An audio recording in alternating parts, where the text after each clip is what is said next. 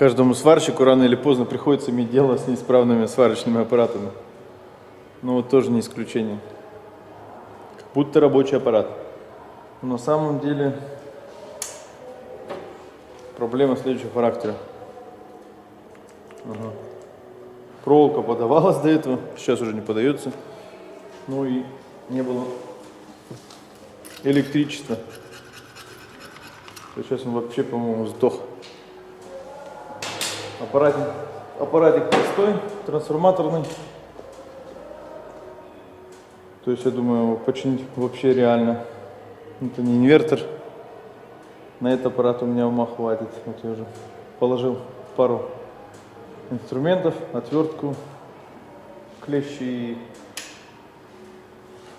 для измерения электрических величин. Тоже такой пробник есть.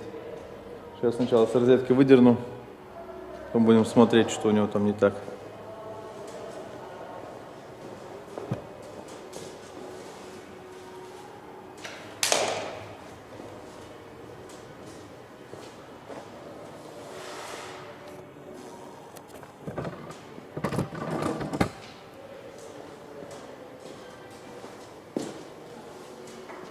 Ну вот он. Аппарат. Я его приподнял, чтобы удобнее работать было. Сейчас сниму плату управления, предохранитель на месте вроде. Сейчас я его сразу прозвоню, чтобы глупостями не заниматься.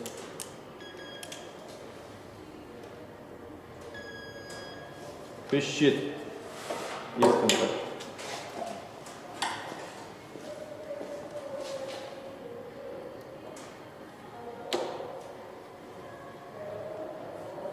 Время не жалеет, пластик, он распадаться стал уже.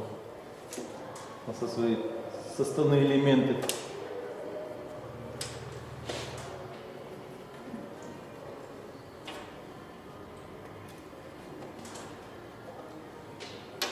Че я в плату-то сразу полез? Потому что я до этого тестировал. Или пытался тестировать. Здесь такой пускатель есть. Вот при его замыкании появлялся ток на проволоке, и аппарат, в принципе, варил. Ну, как варил. Держать контактор и водить горелкой — это не есть сварка. Поэтому я сразу решил плату снять.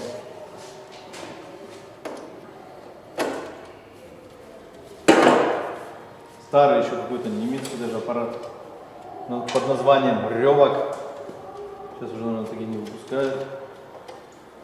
Однофазный. Да. Автомастерское вообще замечательно.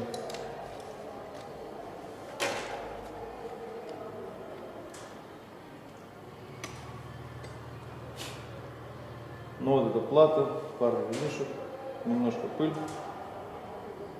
Бау-группы. Какая-то деталь.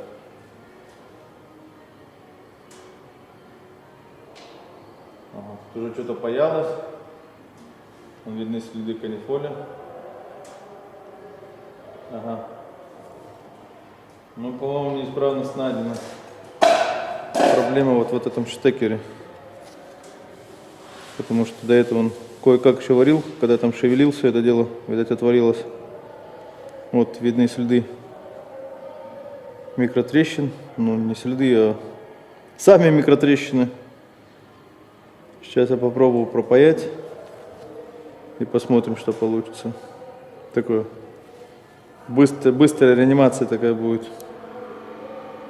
Не знаю, паяльник еще найти, будет видно.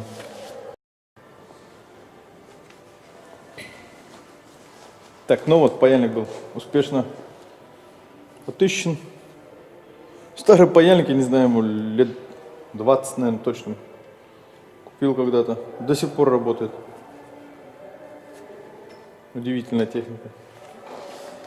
Как пропаивать контакты? Так как контакты не окисливающиеся, они погнившие, их прям так с припой с флюсом внутри. Использовать лучше радиоэлектронный припой. И флюс там он неактивный, и смывать его в принципе не надо. На таких вещах я вообще таким не занимаюсь. Конечно, в более чувствительных платах с электроникой, с микросхемой, там лучше использовать тоже неактивный флюс и смывать его. Отсосом я не пользуюсь, так как здесь все чистенько, хорошо. Не обязательно убирать это все старое, просто микротрещины пропаять. Пропаяю сейчас все крупные детали. Потом вставим опять назад и посмотрим, что получилось. Начну, конечно, со штекера. Прогрев старой точки и добавление припоя.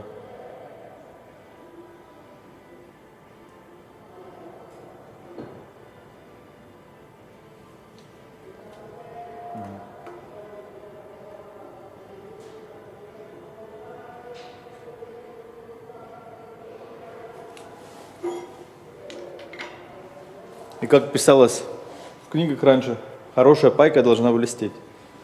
Я до сих пор придерживаюсь этого мнения. Поэтому пайка сверкает. Ну, если припой, конечно, какой-нибудь подгулявший. С медью, например, припой, он остается тусклый. Здесь тоже он вроде для электроники придуман. Бессвинцовый, но с медью. Там 1% всего лишь. Но этого хватает, чтобы пайка такая тусклая была. Серого цвета.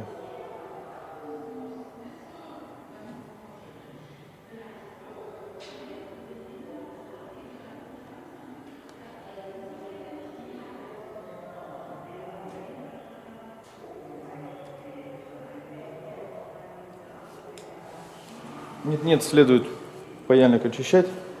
Ну, кто использует для этого губку, я использую старую тряпку. В мастерской все равно. Валяются они. Сейчас попробую увеличить вместо пайки. Посмотрим, что там будет видно. Вот так вот.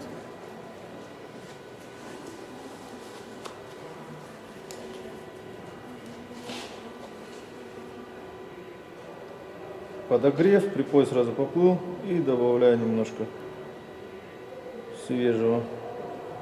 Все. Не стоит тут шибко разогревать это все дело. Контакты хоть и массивные, но паяльник успевает прогревать. А детальки так вообще не стоит долго греть.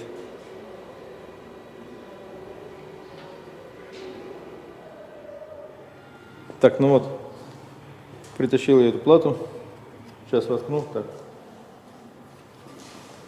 Повешу возле для проверки. Там видно будет.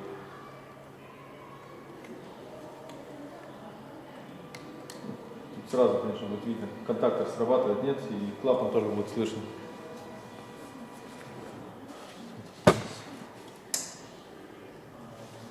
Так, лампочка загорелась. Ну вот, прям визуально видно, как контактор срабатывает и как клапан щелкает. В принципе, можно собирать. Сейчас еще проверю дополнительно затяжку всех проводов, так вручную, чтобы ничего не болталось. Можно будет одевать крышку, собирать и поварить чуть-чуть.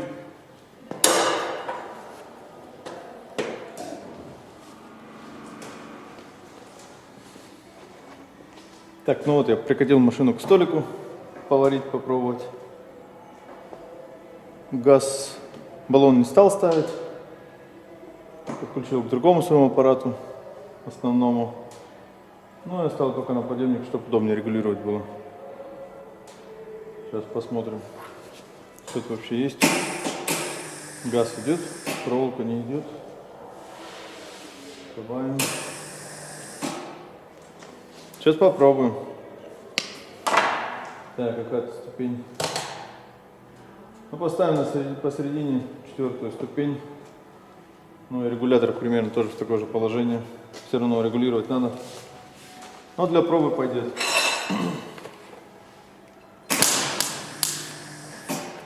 Ну тут сразу видно, что проволоки не хватает. Надо чуть-чуть дать.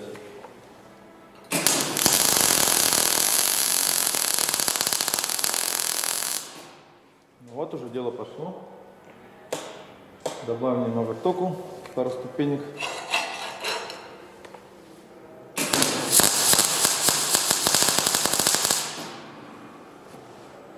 Опять нехватка проволоки. Я варю единичкой. Для кузовных работ, скорее всего, было бы удобнее 0,8 проволоку использовать. Ну, какая есть, такая есть.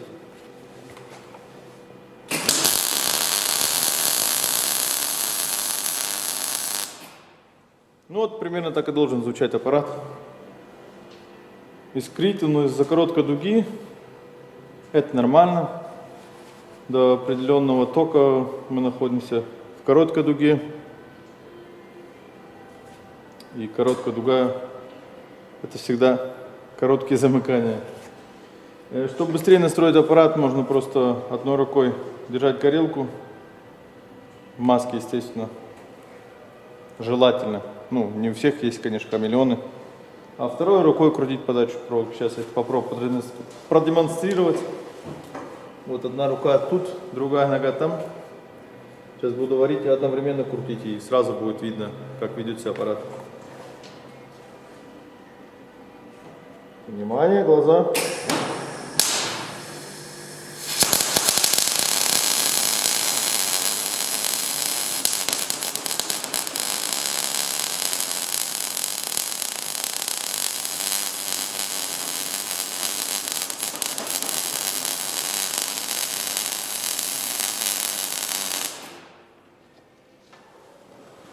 Ну вот примерно так было видно при недостатке проволоки.